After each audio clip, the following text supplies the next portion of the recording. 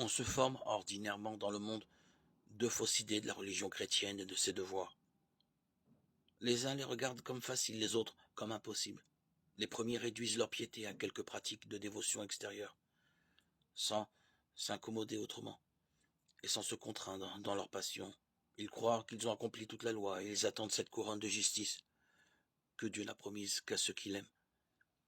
Cependant, l'Écriture sainte nous enseigne qu'il faut adorer Dieu en esprit et en vérité, que pour être disciple de Jésus-Christ, il faut porter sa croix et renoncer à soi-même. Les autres, au contraire, trouvent des difficultés partout ou s'en imaginent. Toute la religion leur est à charge. Je ne dis pas qu'il soit aisé d'être bon disciple de Jésus-Christ. À Dieu ne plaise que j'élargisse la voie étroite qu'il nous a marquée dans son évangile. Je ne dis pas non plus qu'il soit impossible. Malheur à moi si j'apesantissais le joug du Seigneur, et si je donnais à mon gré des bornes à sa miséricorde et à sa puissance.